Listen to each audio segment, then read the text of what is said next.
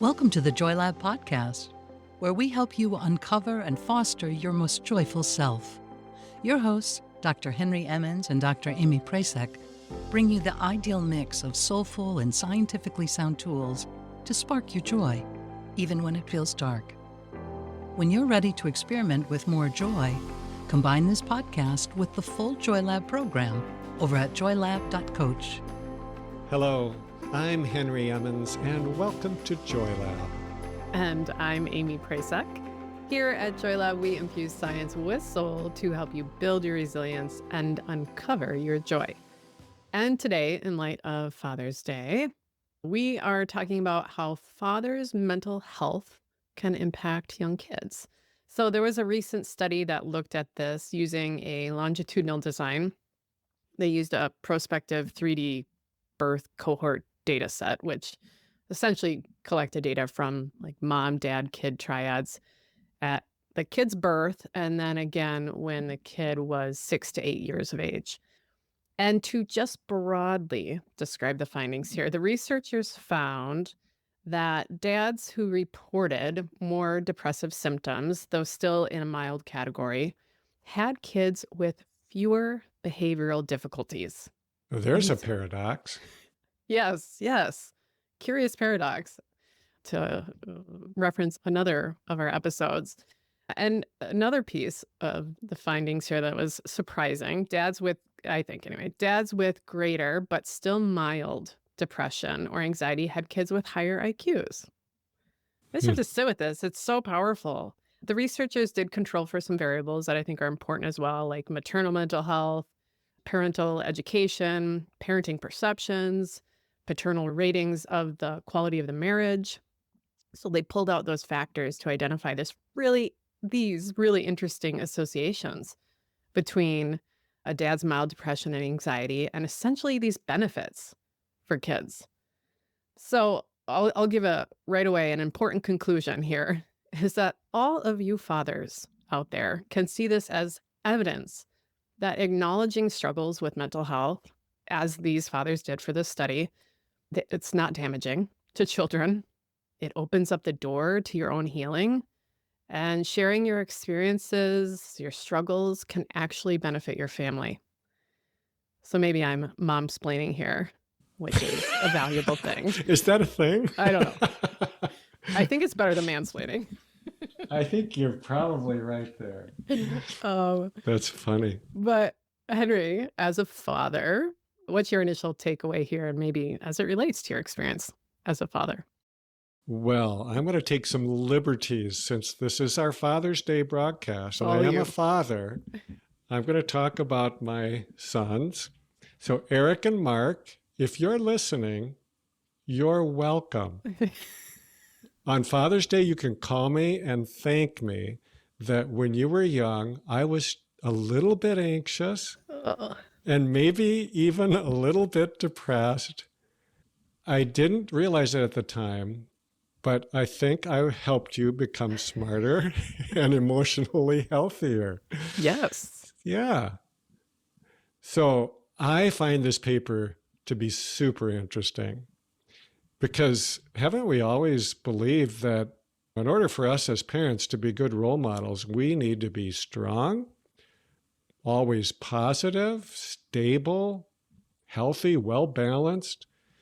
You know, I think about the term neurotic, which it maybe isn't used as much today, but it's often used to describe this tendency to be mildly anxious or depressed, and clearly there's a negative connotation to it. You know, if I say I'm neurotic, it's basically shorthand for I'm overly emotional, I'm too sensitive, or I'm a mess. And so especially if we're parents, we think we shouldn't be like this. What kind of model are we giving our kids? Well, according to this study, a pretty good one. So we have said before on our podcast that being a little bit stressed is actually not a bad thing. In fact, it might be a very good thing. At least it seems to be good for the brain to occasionally be mildly stressed. And then to have to go through the work or the process to resolve whatever is causing that mild stress.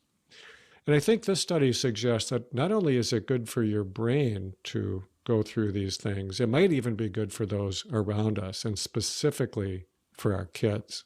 Yeah, I think it's such a good point too about what we think strong looks like. I want to push into that a little bit. That I have to be strong for my kids, as you said. It's a common thought, but strength is really only demonstrated in the face of struggle, right? Something hard. We're strong amidst it. That's resilience. But I think, as you're saying, that kind of strength gets interpreted or modeled as unemotional. So we blunt our emotions. Maybe we don't cry in front of our kids. We hold it in. So instead of strength, we're modeling something very confusing to kids. Something hard happens and they see it. They know. Those little monsters know. You can't get anything past them. I'm kidding. They're not monsters. But, they know if someone died or someone lost their job or their parents are getting a divorce or they feel that stress. So something stressful happens. And then in an effort to show strength, I think it's common to model a reaction that is inconsistent with the situation. And that's a powerful signal to kids, right? Here's how to react when something bad happens. When something sad happens, shove it down, put on a happy face, don't talk about it, don't cry. And this really gets to me, as you can see, if you're on YouTube, get a little heated, because this is how I grew up and how at least several generations up from my parents grew up as well. And it was absolutely destructive. We're not protecting our kids from anything by hiding these natural expressions of being alive.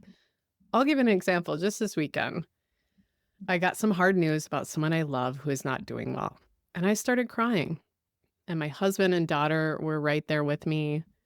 And all our dogs and our chickens. It was an entire audience.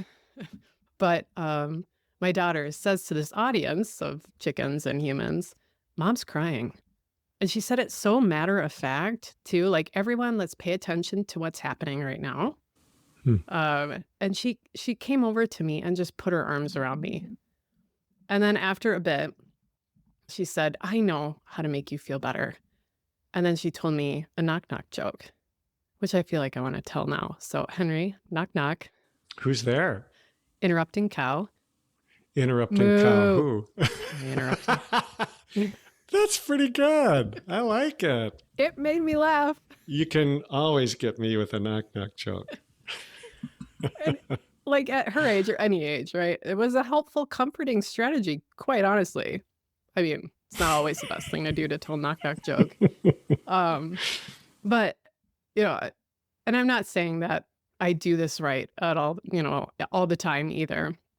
But I'm grateful I've sort of broken that curse of our family, quite honestly. She's learning how to be there for people during hard stuff, how to be with those emotions in her too, not just seeing that outside. She can empathize, she listens, and to see how it can be worked through as well, how something like sadness shifts and transforms. I was crying and then we're laughing and then we're kind of coming back to talking.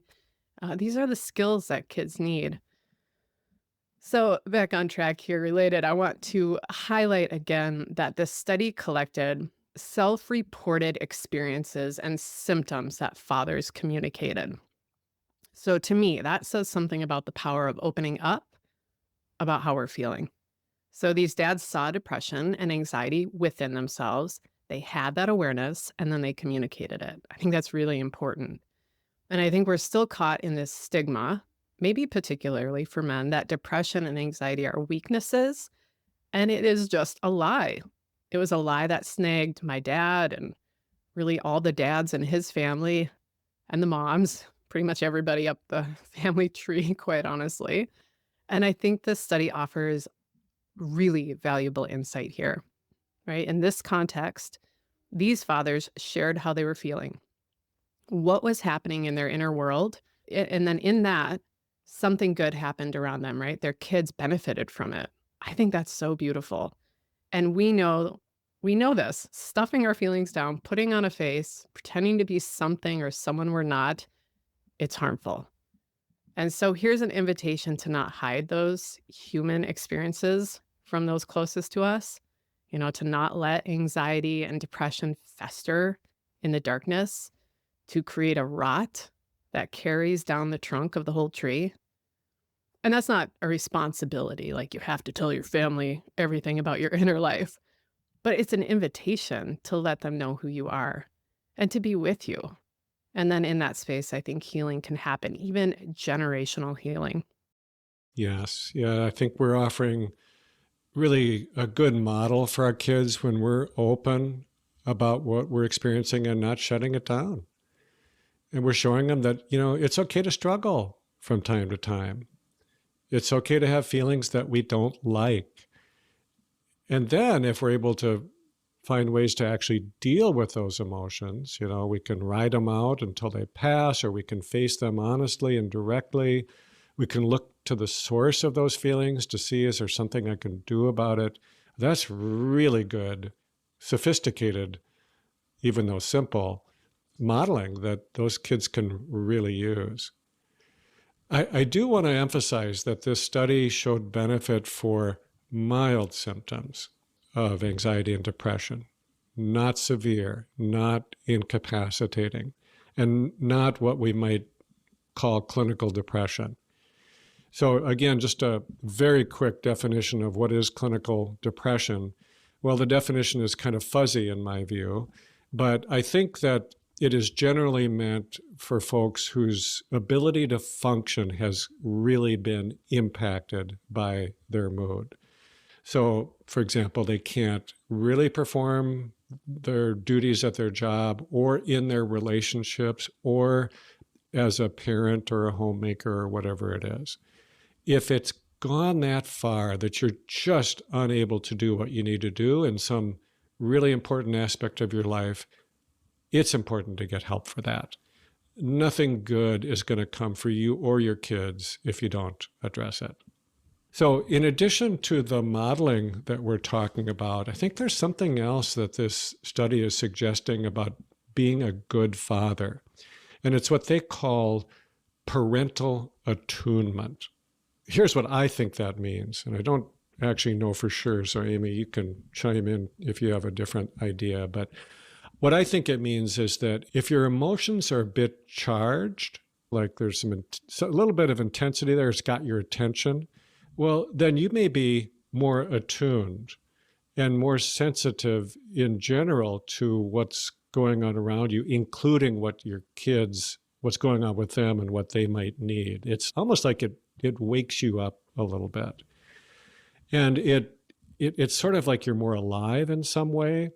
And maybe the rawness of those emotions also, and I think of this for men, being one who can get caught up in my head, that the emotions take you out of your head and bring you into your body or maybe into your heart. And if you can learn to do that, to let that happen, it's an incredibly important skill and an important thing to model. You cannot do that if you are numb to your own emotions. You also cannot do that if you are overwhelmed by your emotions. So it's somewhere in the middle, that sweet spot that I think was happening in this study with the mild symptoms that they talked about, where you can be tuned into both your emotions and your kids. And then, maybe you work a little harder to try to make things right for them. So here's an example that I can remember from when my kids were little. One of the biggest, most stressful things for me when they were young was that I just wanted to protect them from anything that might cause them emotional distress. I mean, literally, if they were in emotional pain, so was I. It just hurt to see that. Now, one of I think the most helpful things of my parenting was that I eventually learned to live with that and not try so hard to keep them from these emotional hurts, the day-to-day ones. And I'm so glad that I did. I think that that's one of the things this study is pointing toward. We all need to learn to deal with mild feelings of anxiety or depression, because it is not neurotic to have these feelings. It is human.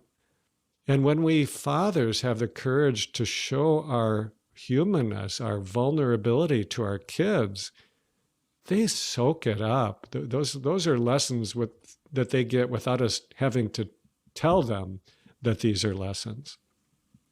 So back to my own sons for a minute.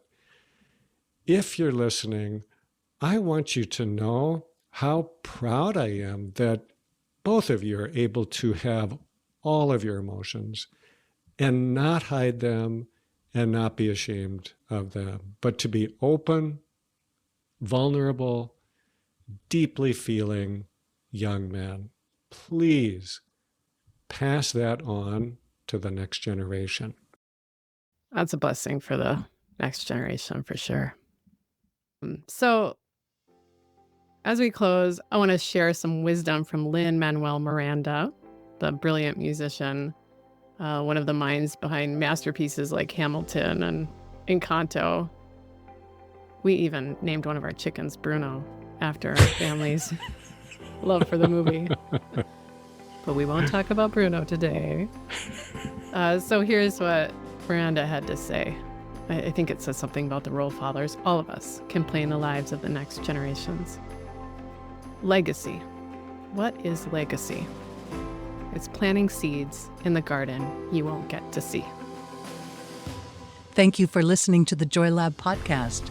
If you enjoyed today's show, visit joylab.coach to learn more about the full Joy Lab program. Be sure to rate and review us wherever you listen to your favorite podcasts. Please remember that this content is for informational and educational purposes only. It is not intended to provide medical advice and is not a replacement for advice and treatment from a medical professional. Please consult your doctor or other qualified health professional before beginning any diet change, supplement, or lifestyle program. Please see our terms for more information.